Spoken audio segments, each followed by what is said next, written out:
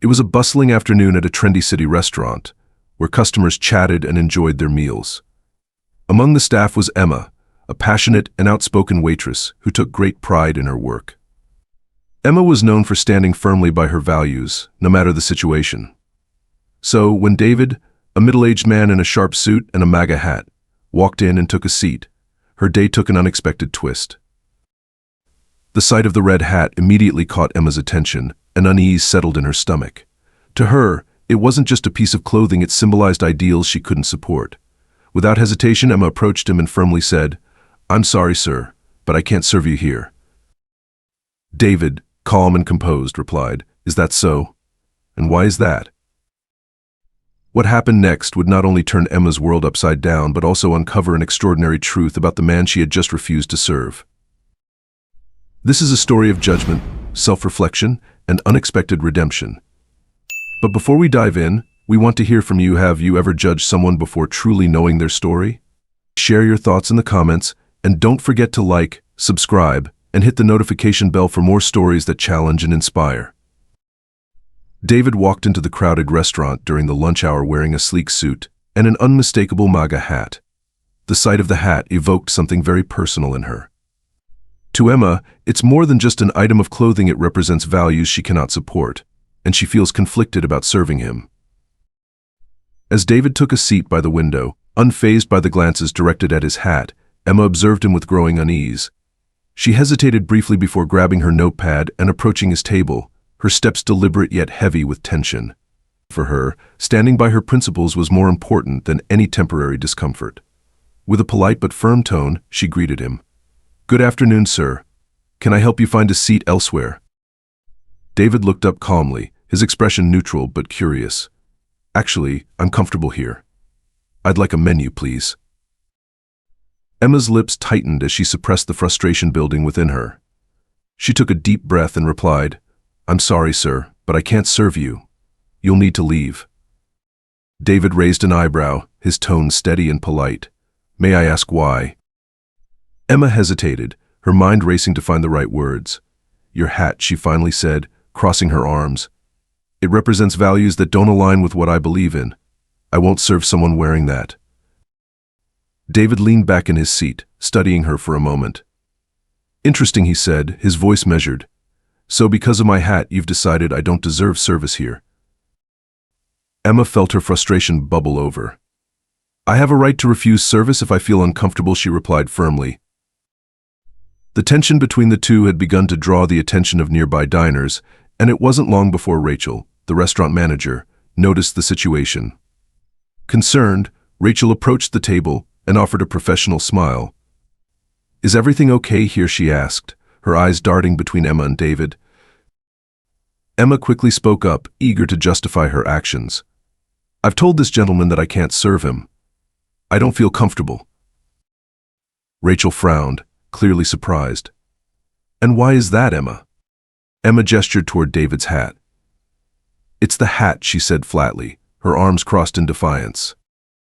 Rachel's gaze shifted to David, who sat calmly, observing the exchange.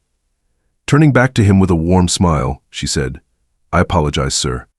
Let me take your order personally." David returned the smile graciously. "Thank you. I appreciate that. I'll take the house special and a black coffee, please." As Rachel walked away to place the order, Emma watched her manager with a mix of anger and disappointment. To Emma, Rachel's willingness to serve David felt like a betrayal of values they should have shared. She muttered under her breath but returned to her other tables, her frustration simmering. Meanwhile, David remained at his table, quietly observing the restaurant's activity. He showed no outward signs of annoyance, maintaining his composed demeanor as Rachel returned with his order. "If there's anything else you need, sir, please don't hesitate to let me know," Rachel said with a professional smile. David nodded. "Thank you. It's rare to see someone handle a situation like this with such professionalism." Rachel hesitated, confused by the remark, but returned his smile before moving on to her other responsibilities. David finished his meal in silence, leaving a generous tip for Rachel before he left the restaurant. As Emma saw him walk out, her frustration remained palpable, unaware that the man she had refused to serve was not just any customer, The truth about his identity would come to light the next day, leaving Emma to face the consequences of her decision. The following day, David called the restaurant and spoke with Rachel, the manager, to address the previous day's incident. In a calm and measured tone, he began by thanking Rachel for her professionalism and the way she handled the situation. "The food was excellent, and your service was commendable," he said. However, his tone shifted as he brought up Emma's actions. David expressed disappointment, explaining that a refusal of service based on personal beliefs was unacceptable in a professional setting. He stressed the importance of creating an inclusive environment where all customers feel welcome, regardless of differing perspectives. Rachel, though surprised, listened attentively, apologizing on behalf of the restaurant. She assured him that the behavior would be addressed immediately. Just as she prepared to thank him for his feedback, David revealed a surprising truth. "I should let you know," he said, his voice steady. "I'm not just a customer, I'm the owner of this restaurant." Rachel froze, stunned, as David calmly explained his intent to meet with both her and Emma later that day to resolve the matter. Later that day, Rachel called Emma into her office to discuss the previous day's incident. Emma entered, her posture defensive, suspecting the topic of the conversation. "Is this about yesterday?" she asked, her tone curt. Rachel nodded, her expression serious. "Yes, it is. I've spoken with David, the man you refused to serve." Emma crossed her arms, ready to defend her actions. "Look, Rachel, I stand by what I did. That hat represents values I don't agree with, and I have the right to refuse service if I feel uncomfortable." Rachel's gaze hardened, though her tone remained firm but calm. "Emma, personal beliefs aside, when you're on the clock, your job is to provide excellent service to all customers. What you did not only went against the restaurant's policies, but also jeopardized the welcoming environment we strive to maintain here." Emma opened her mouth to argue, but Rachel raised her hand to stop her. "There's more you need to know," she said. "David isn't just any customer. He's the owner of this restaurant." Emma froze, her arms dropping to her sides as the weight of Rachel's words hit her. "Wait, what?" "He's the owner?" she asked, her voice barely above a whisper. Rachel nodded. "Yes, he didn't reveal his identity yesterday, but he called me this morning to address the incident. He wants to meet with both of us to discuss it." Emma's face turned pale, and her mind raced. The man she had dismissed so casually wasn't just another diner, he was her employer. She realized the gravity of her actions as fear and regret began to set in. Later that afternoon, Emma sat across from David in Rachel's office. The atmosphere was tense, and Emma avoided eye contact as David addressed her calmly. "Emma," he began, his voice steady but firm, "I wanted to meet with you directly to discuss what happened yesterday. I'd like to understand your perspective." Emma hesitated before replying, her voice shaky. I felt uncomfortable serving you because of your hat. It represents values I strongly disagree with, and I thought I had the right to refuse service." David nodded thoughtfully. "I see. And do you think it's fair to judge someone based solely on an article of clothing?" Emma faltered, realizing how flawed her reasoning had been. David continued, emphasizing the importance of treating every customer with respect, regardless of personal beliefs. "This isn't just about me," he said. "Your actions could have harmed the reputation of this restaurant." Emma, overwhelmed by guilt, nodded quietly. "I understand," she whispered, fully grasping the consequences of her behavior.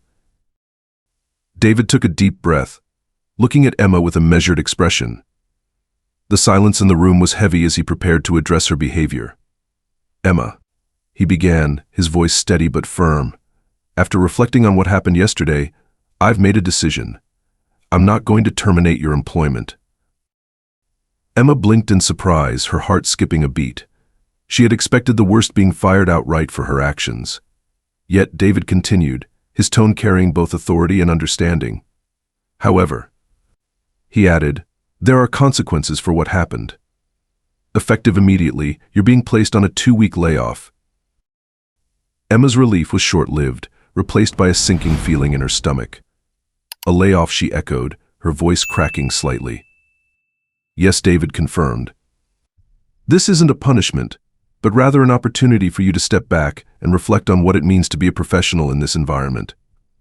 This restaurant serves people from all walks of life, and while I respect that you have personal beliefs, those beliefs cannot interfere with your duties here." Emma looked down, her hands trembling slightly in her lap. "I understand," she said softly. "I let my emotions get the better of me, and I know I made a mistake." David leaned forward, his voice gentle but resolute. "Emma, this isn't just about one incident. It's about understanding the bigger picture. In this business, we have to rise above personal feelings and treat every customer with respect and dignity. That's not just a rule, it's a core value of what we do here." Emma nodded slowly, her eyes glistening with the beginnings of tears. "I'm truly sorry for what I did, Mr. Everett," she said, her voice wavering. "I'll use this time to think about my actions and how I can do better." David offered a faint smile, his tone softening. "I hope you will. Everyone makes mistakes, Emma. What matters is what you do to grow from them.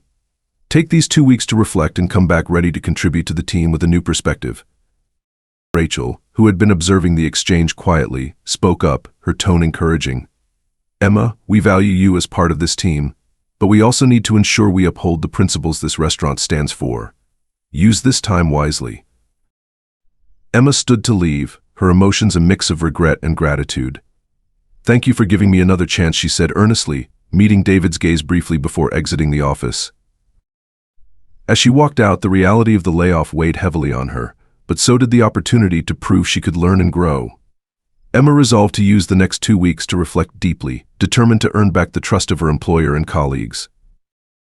During her 2-week layoff, Emma found herself overwhelmed with emotions: shame, frustration, and regret. She replayed the incident with David over and over in her mind, questioning why she had let her personal feelings dictate her actions in a professional setting. Determined to understand her behavior and its consequences, Emma began seeking advice from those closest to her. Her best friend Mia, who shared many of Emma's political beliefs, was supportive of her initial stance. "I get it," Mia said during a late-night call. "It's hard to serve someone when you feel like what they represent goes against your values. I might have done the same." While Emma appreciated Mia's understanding, the words didn't ease her guilt.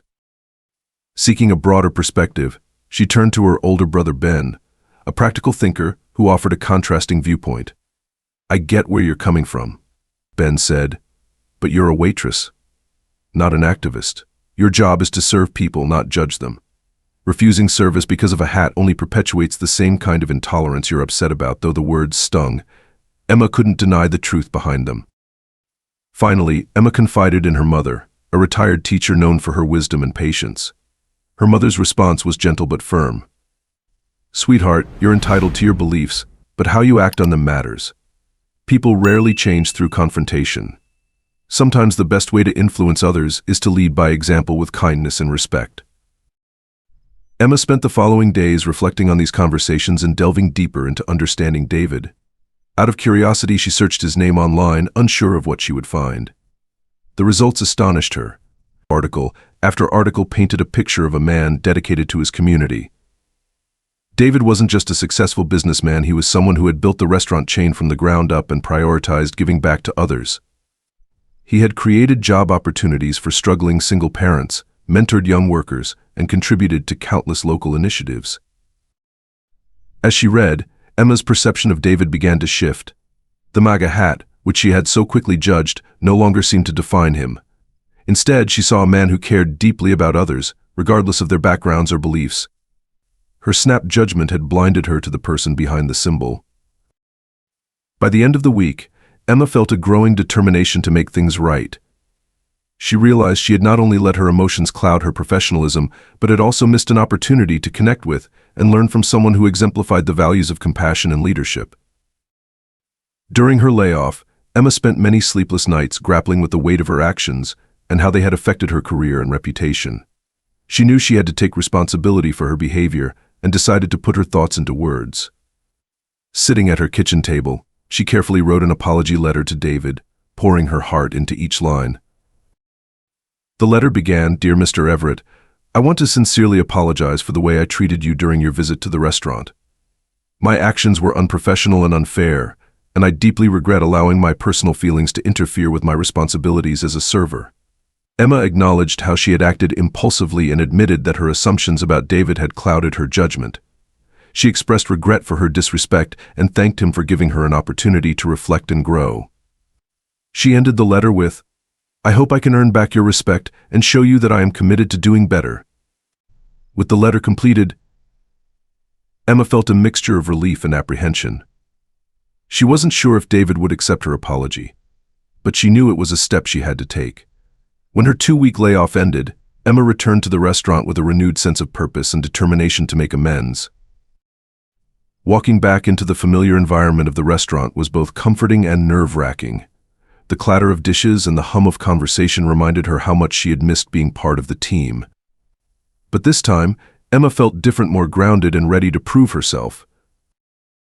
Before starting her shift, Emma approached Rachel, the manager, and handed her the apology letter, asking her to deliver it to David. "I want him to know how truly sorry I am," she said earnestly. Rachel nodded, sensing Emma's sincerity. "I'll make sure he gets it," Rachel replied. Throughout her first day back, Emma worked harder than ever. She greeted customers warmly, helped her colleagues without hesitation, and ensured every table received excellent service. She knew actions spoke louder than words and was determined to show, through her effort and attitude, that she had learned from her mistakes. As the day came to an end, Emma felt both exhausted and fulfilled. While she didn't know how David would respond to her letter, she was proud of herself for taking responsibility and committed to proving that she had truly changed. When Emma returned to the restaurant, she was prepared for the most difficult part of her journey, apologizing to David face to face. She had rehearsed her words countless times, but as she approached him in his usual corner booth, her hands trembled slightly. David looked up from his paperwork and set it aside, his expression neutral and composed.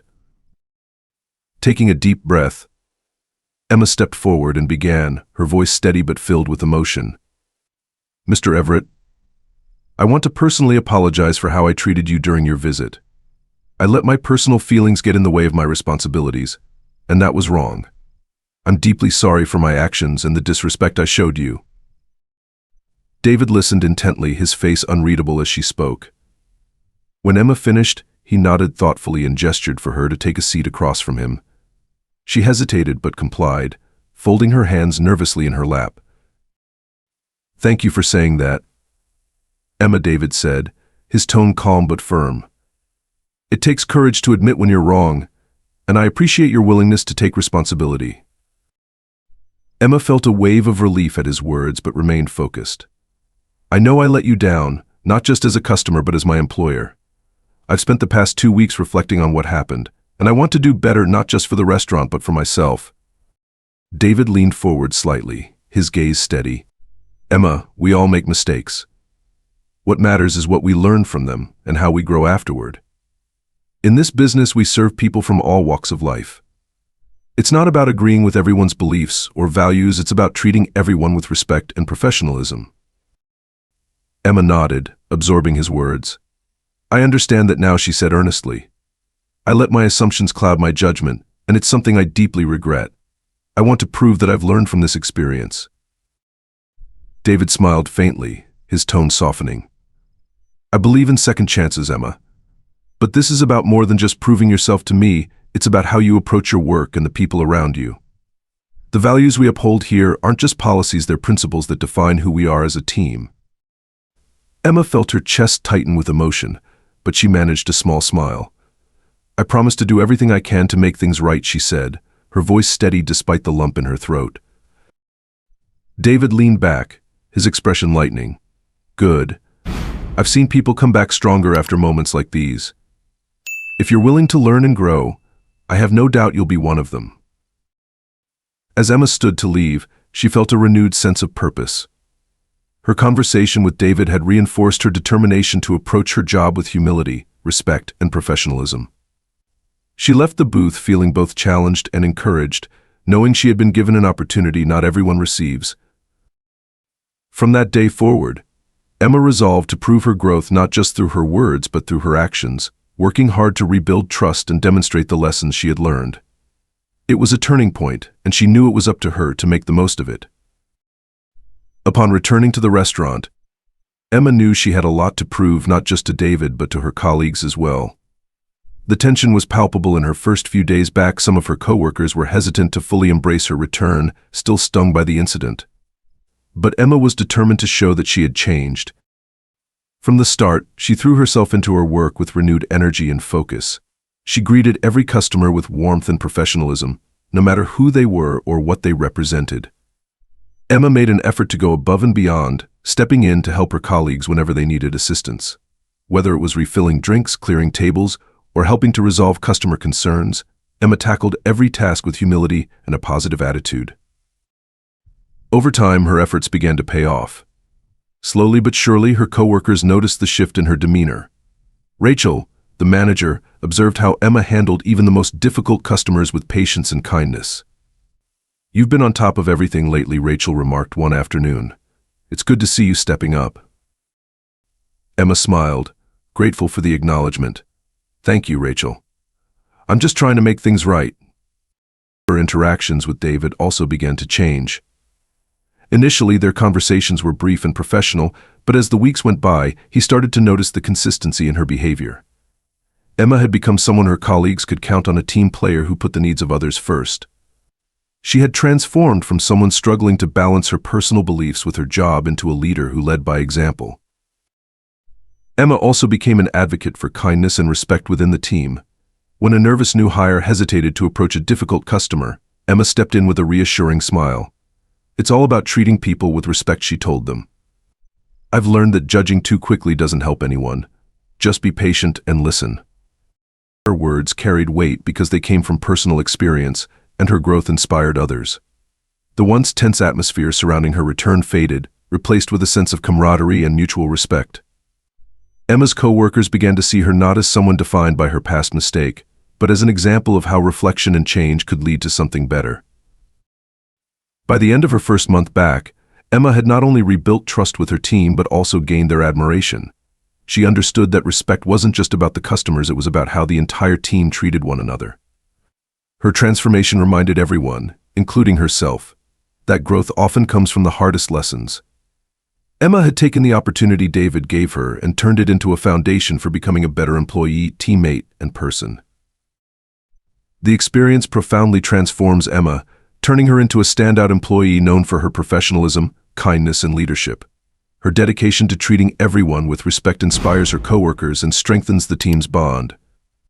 Watching her growth, David reflects on the incident, viewing it as a valuable teaching moment. It reaffirms his belief that the restaurant's mission goes beyond serving meals. It's about fostering growth, understanding, and mutual respect among staff and customers alike. Before you go, have you ever had a moment where you realized you were wrong about someone? Let us know in the comments. If you enjoyed the story of growth and second chances, be sure to like, subscribe, and hit the notification bell for more inspiring tales.